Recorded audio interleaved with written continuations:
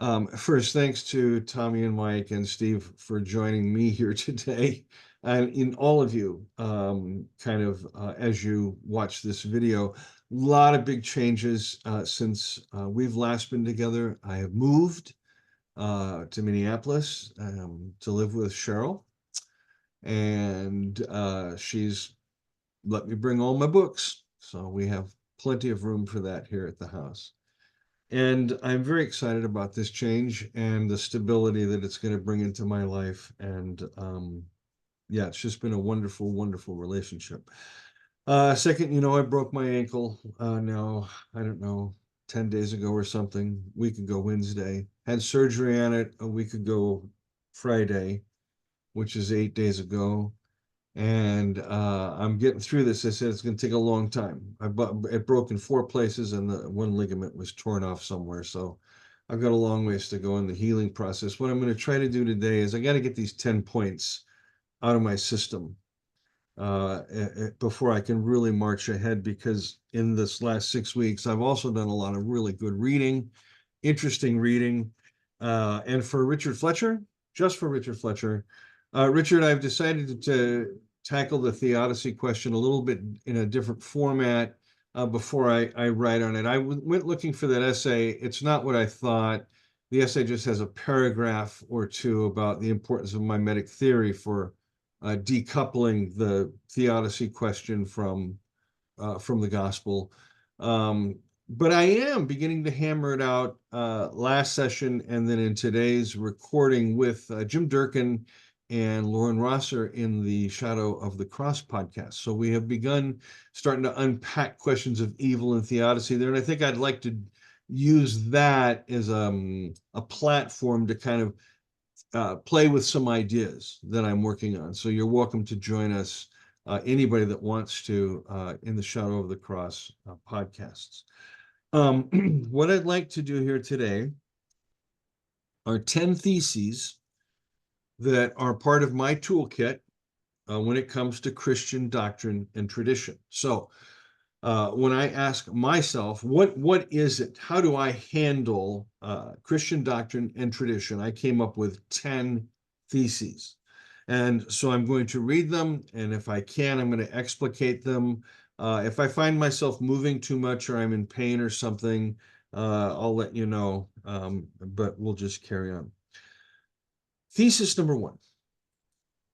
Christian doctrine, for me, Christian doctrine is the linguistic and liturgical, and I want to keep these together, not two separate things, but linguistic / or hyphen liturgical. Christian doctrine is the linguistic / hyphen liturgical expression of the Sanctorum Communio, the communion of the saints, trust in the love of the Father. Let me say that again. Christian doctrine is the linguistic, liturgical expression of the church's trust in the love of the Father. So doctrine is not something that comes first. Doctrine is a way of beginning to express the character of the God of the gospel within the community of faith. Doctrine in that sense will always be secondary. What is primary is the expression of the God of the gospel within the community. So I'm not saying it's the community's experience that counts, because communities may not have the God of the gospel present. They may have their Janus face God, they may have their Rambo God, they may have their whatever Jesus they've cooked up in their laboratory, but it's not the Holy Spirit that's with that congregation, not the Spirit of the living Jesus. It's their dead Jesus. But where a congregation has authentically taken in and is living in the incredible love and the awareness of the depth and the scope of this love, like Paul talks about in Ephesians chapters 1, 2, and 3. And he can't imagine the height or the depth or anything else. You just can't fathom how great God's love is, okay?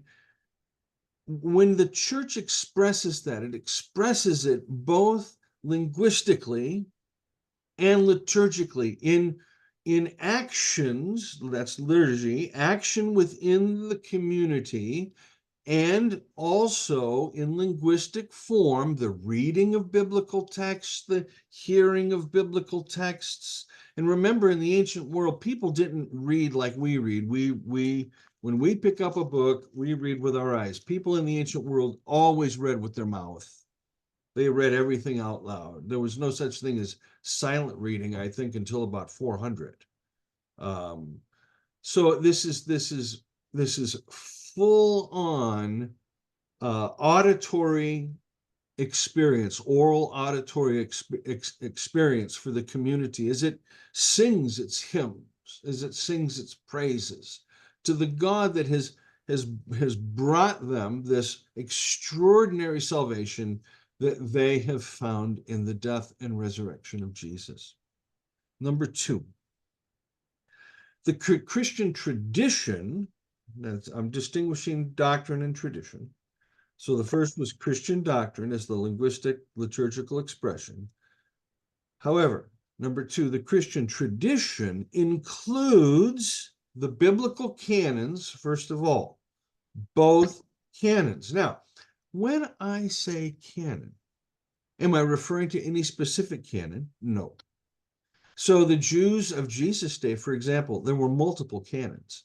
Different groups held different texts higher than others, and some esteemed other texts lower than others, and some esteemed all texts high and some not. So multiple canons in Jesus' day, same in our time too. However, I'm going to work within the parameters of either the Protestant. If I'm in a Protestant tradition, I'm going to use a Protestant canon. If I'm in a Catholic church, I'm going to use a Catholic canon. If I'm in an Orthodox church, I'm going to use an Orthodox Bible, which the difference is the difference between the Hebrew Masoretic text in the West and the Septuagint, which is the Old Testament for the Orthodox tradition.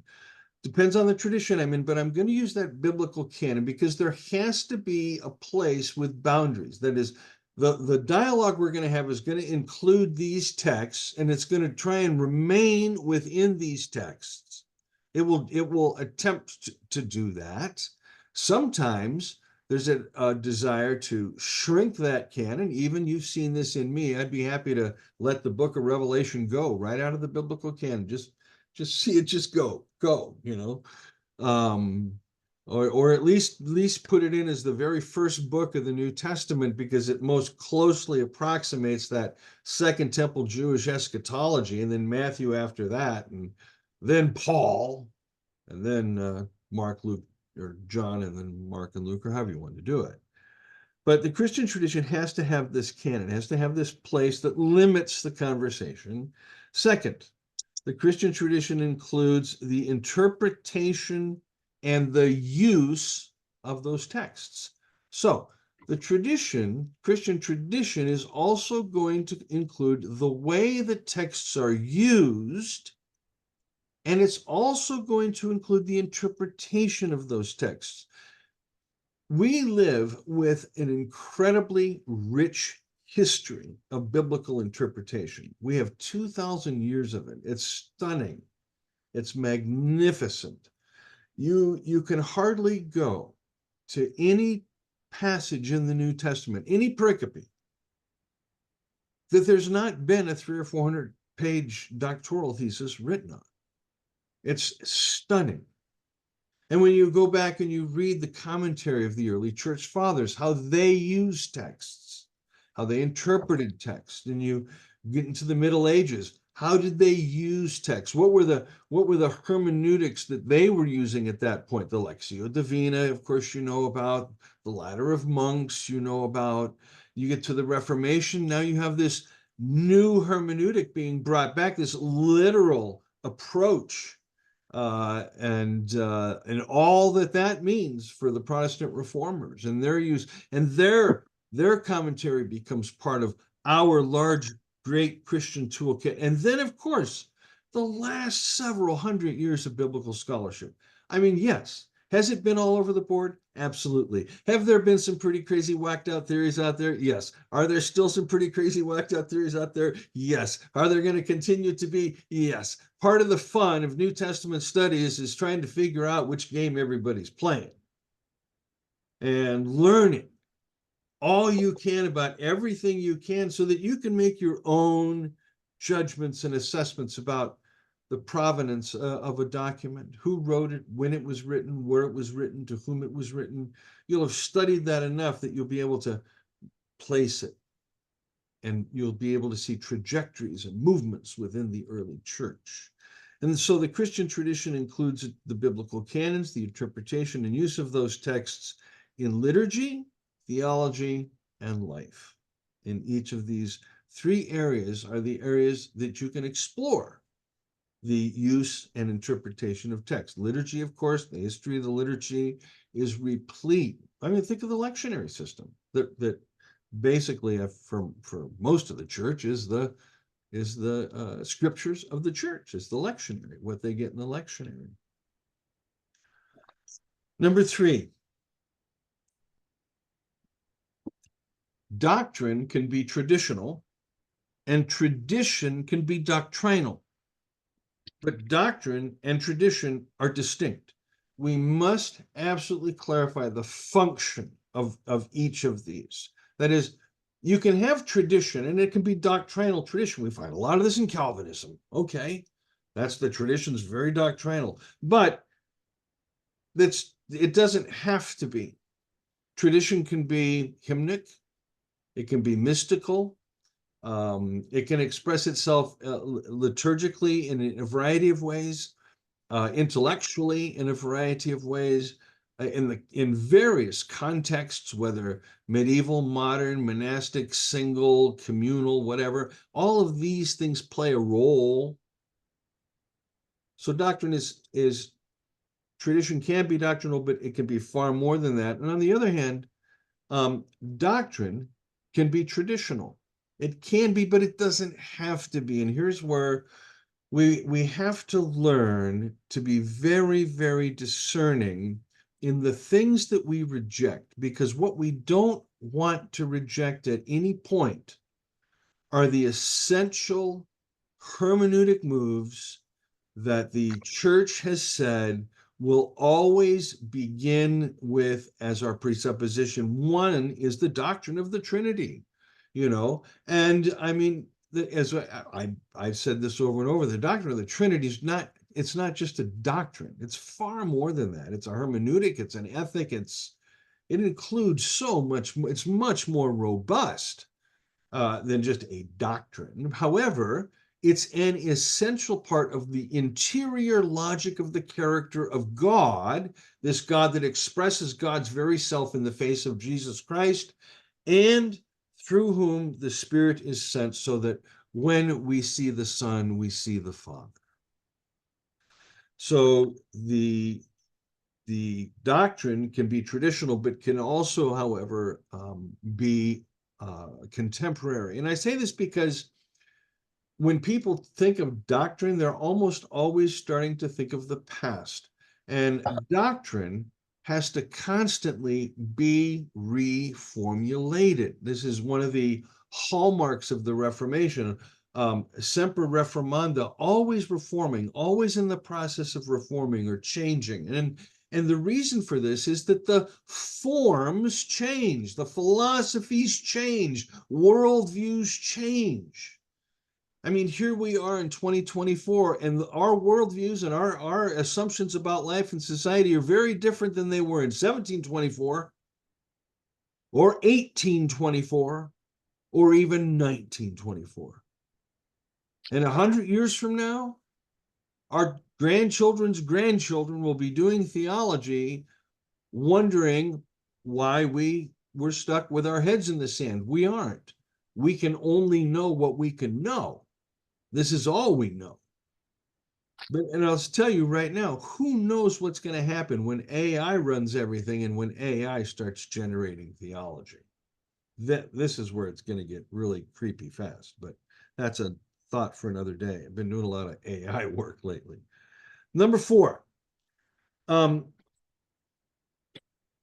Doctrine and tradition can only be done as a gathering. That is, doctrine and the use of tradition cannot be an individual solipsistic thing. It's not something that I can do and make choices with by myself. This has to be done as a community. Why? Because it's as a community that we experience the character of God.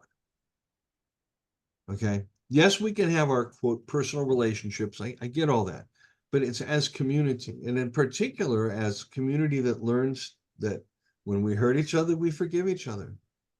In that kind of generosity, in that kind of hospitality, that gathering is everything that evokes now both tradition, do this in remembrance of me, and also Eucharistic hope. That is, that we shall all share in the Lord's Last Supper.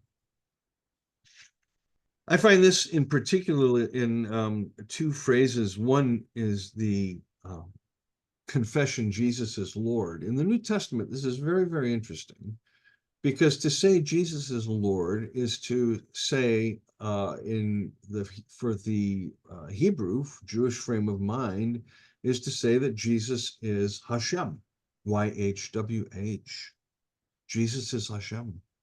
That's what it means to say Jesus is Lord. But you move out into the Greco-Roman world, and to say Jesus is Lord is to say Jesus is Caesar. So either way, you're looking at the all-powerful figure, okay, the Pantocrator.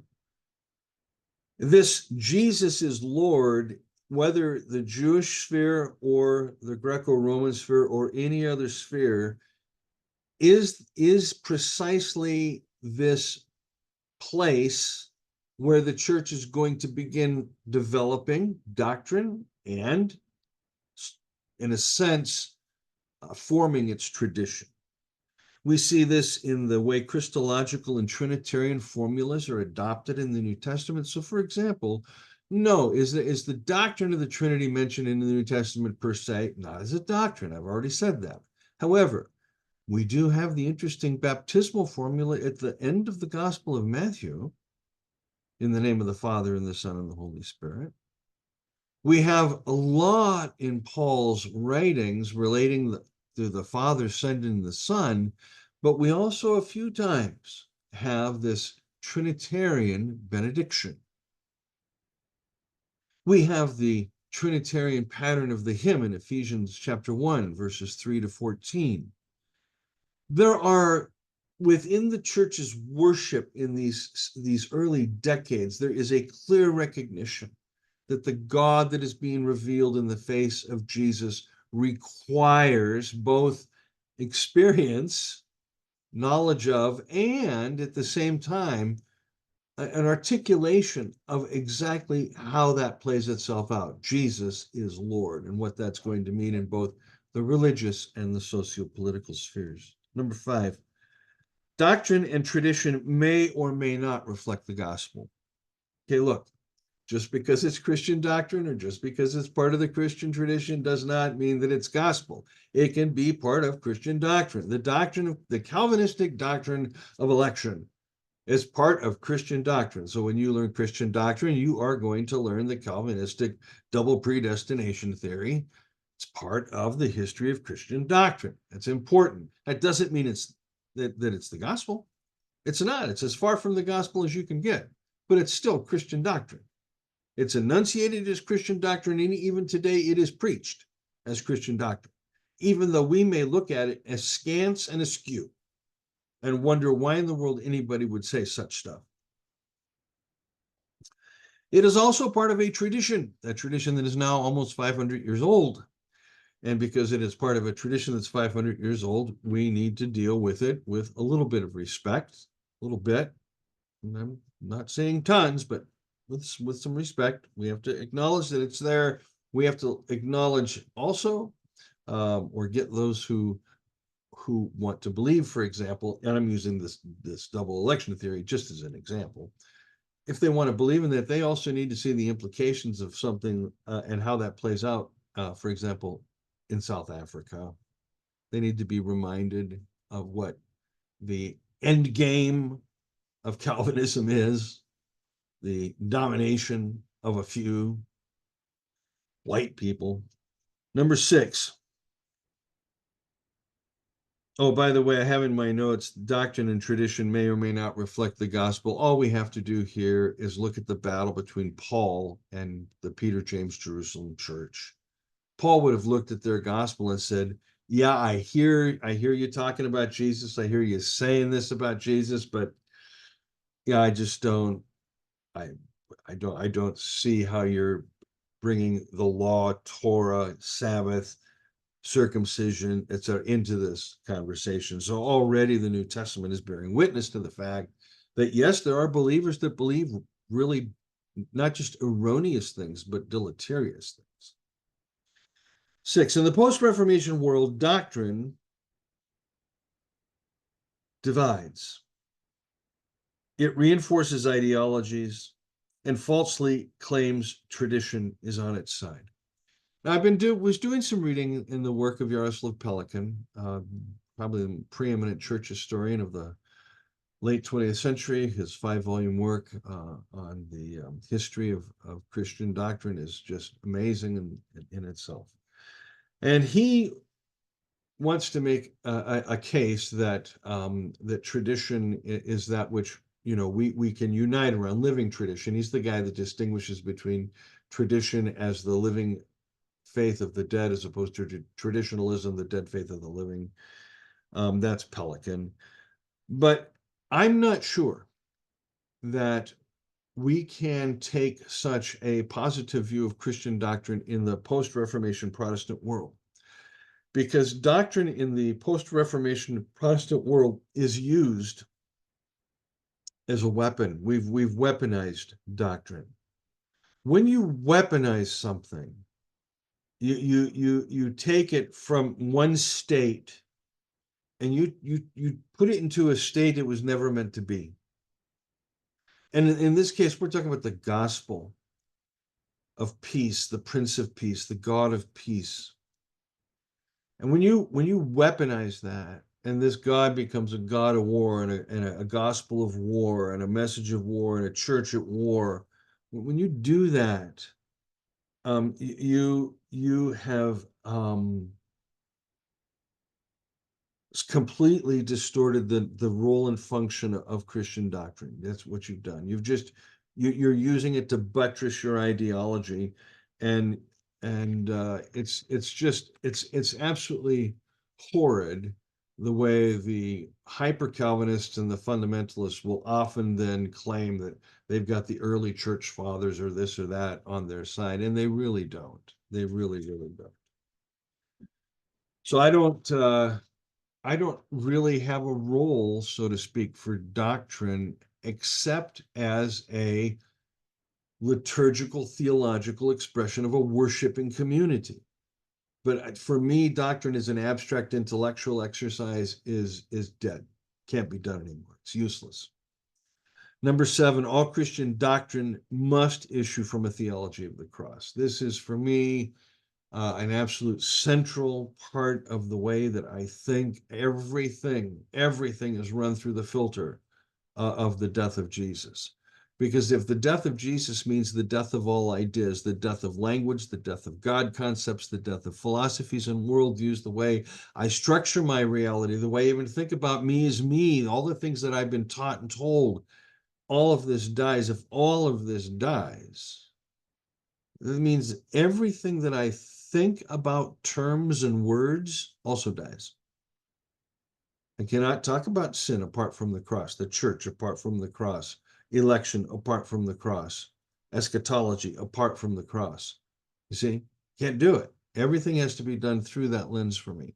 And so it's not Christian doctrine if it doesn't do that.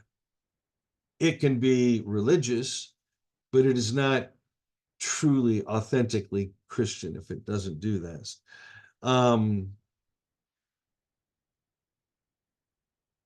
I confess the Nicene Creed doesn't issue from a theology of the cross. It really is born out of a theology of the incarnation. I acknowledge that. However, it is important that the historical marker within the creed, I believe in one God, the Father Almighty, maker of heaven and earth, all that is seen and unseen, and his only Son, our Lord Jesus Christ, who was begotten from the Father before all ages, God of God, light of light, true God of true God, begotten, not made, being of one substance with the Father, right?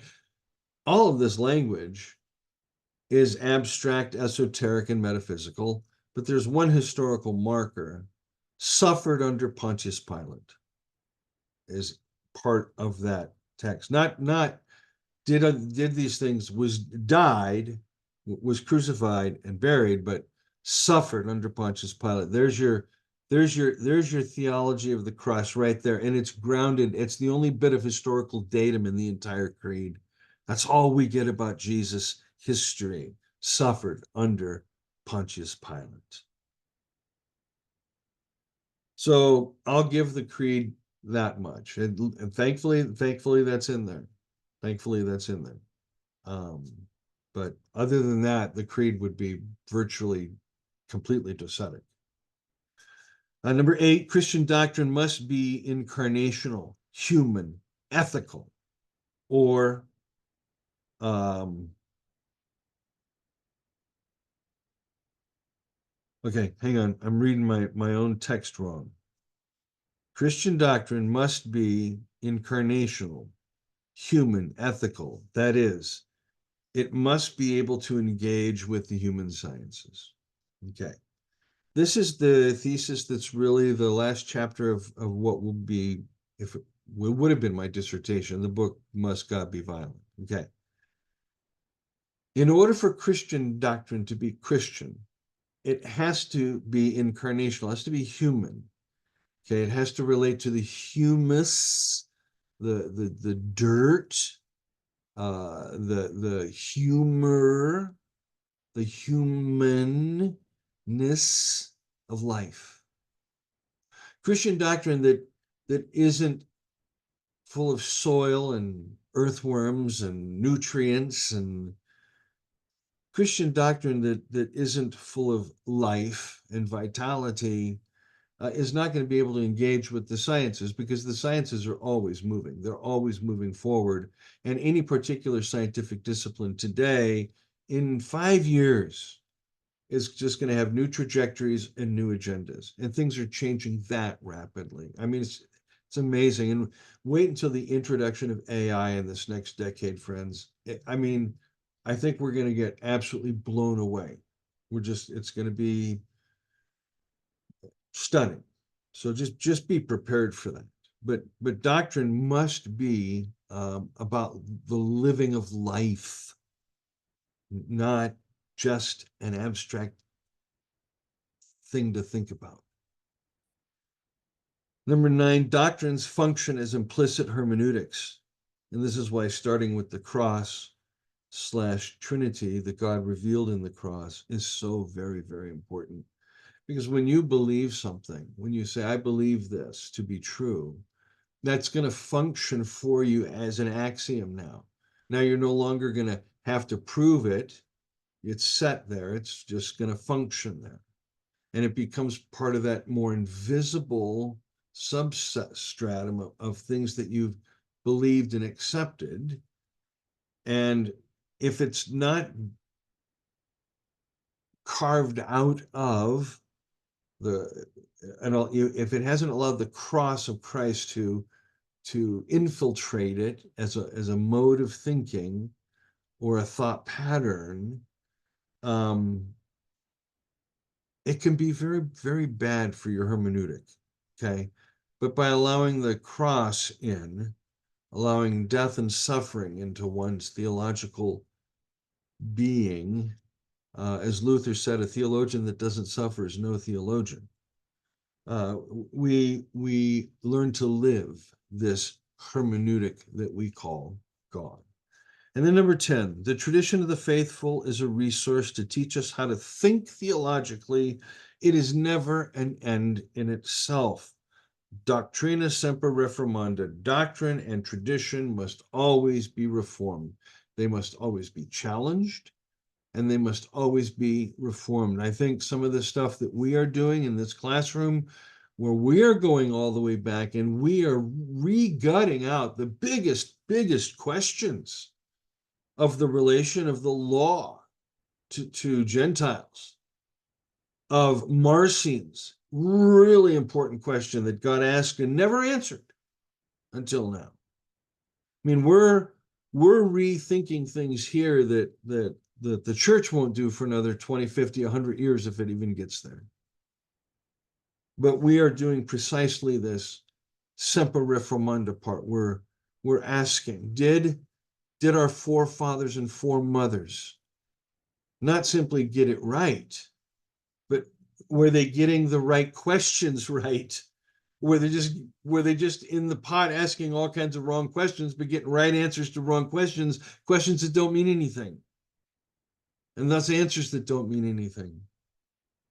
Can we learn how to ask the better questions, the best questions, the real questions? Can we do that? And if so, then we will be helping bring along the next generation. And that is my, here at 60 something years old now, 66, 67, that's all I got left. All I can do is help the younger generation now begin to shine and understand they don't have to stay in this doggone liberal, deconstructed, useless mindset that so many of them are stuck in. They don't have to stay there. There's a beauty in church history. There's a beauty in the Christian tradition. There is a wonder in Christian doctrine. It's all there. It can all be found. You have to be willing to do the work to recognize the parts that are dark from the parts that are light, and accept the parts that are light, make them part of your toolkit. The parts that are dark, be aware of them, know them, because there's going to be people that believe them, and it will affect how they relate to you and to others, and you may have a conversation about it. So learn everything you can learn about everything you can learn is the bottom line. And that ends the talk. How we doing?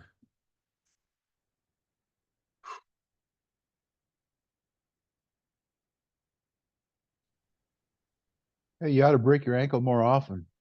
Why? That was really good. Really good. I'd actually love to have that in a PDF or something if you would ever do it. Other than that, I'm gonna just listen to it again and type it all out. But man, I love that you didn't throw a liturgy under the bus, man. Oh, Loved good. it. I'm too Yeah, Catholic for that. yeah, Or Anglican or Lutheran yeah, or something.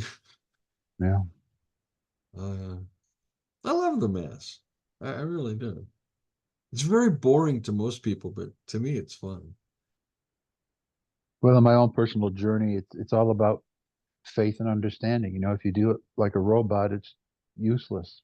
Mhm. But if you understand what you're doing, I'm finding tremendous depth of meaning and personal transformation as I practice some of the Eastern traditions that, 20 years ago I would have laughed at as stupid, religious ritual. Well, maybe for that cradle Orthodox it is, or the person who doesn't understand.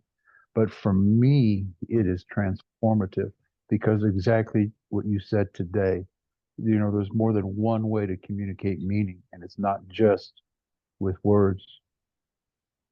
Yeah. So the way I teach is what you bring to it is what you get out of it. If you bring skepticism and rationalism, you won't get anything out of it. Hmm. If you bring faith and understanding, there's a whole universe that unfolds. And so I really appreciated that emphasis today. Oh, cool.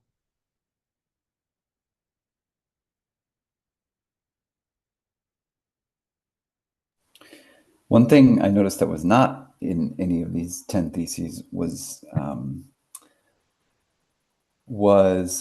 word apologetics, which is something that I kind of often think about when it comes to discussions like these. And so I was listening carefully to number 9, Number 9. where Number you 9. mentioned that doctrine functions as an implicit hermeneutic. And I was wondering, and maybe this isn't the best question, but how might somebody who is really focused on apologetics respond to the idea of an axiomatic hermeneutic? Yeah, so the bottom line in all Christian apologetics, I'm sorry. The bottom line in all contemporary Christian apologetics is boils down to a question of the veracity of the biblical text, whether you can trust the Bible. You know, who wrote the Bible? Can it be trusted? Did God write the Bible? So how? You know, and the only other piece that I would say is, I mean, everything in friggin' evangelicalism, fundamentalism boils down to proving the Bible's true, you know.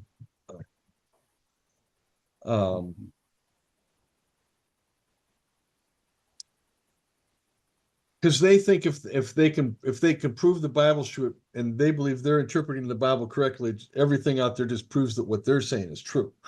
Right. That's really where it goes. The apologist is the most intellectually dishonest Christian there is.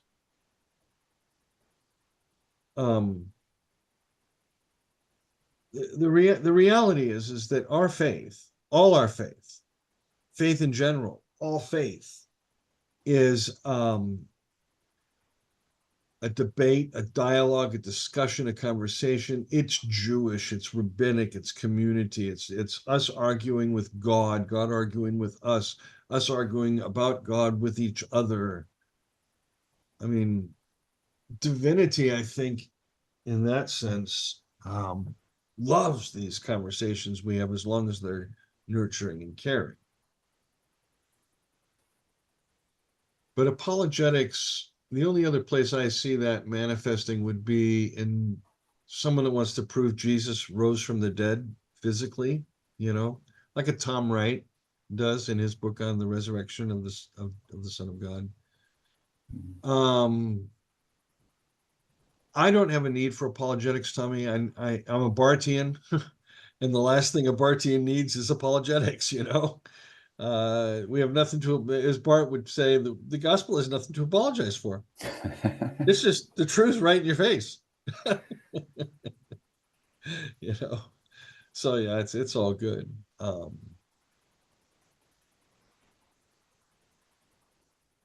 I actually find myself probably I'm more of an apologist when it comes to mimetic theory than I am for the gospel.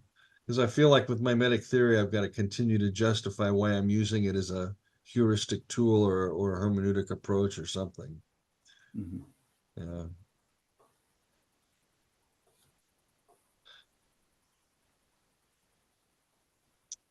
How we doing? I can't get.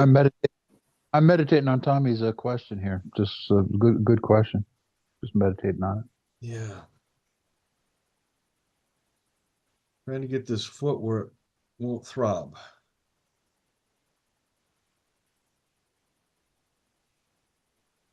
Yeah.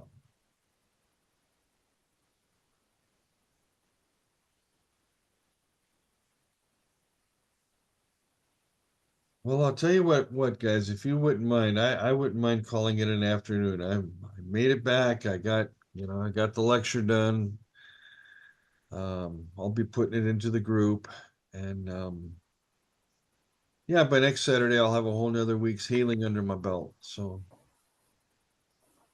yeah, this has just been the first week, and yeah, they tell you in the first week, you know, you got to keep cutting back on your pain meds. So I've been cutting back to where I'm not even taking the Percocets during the day, just Advil, and But man, I'm also having to deal with some pain.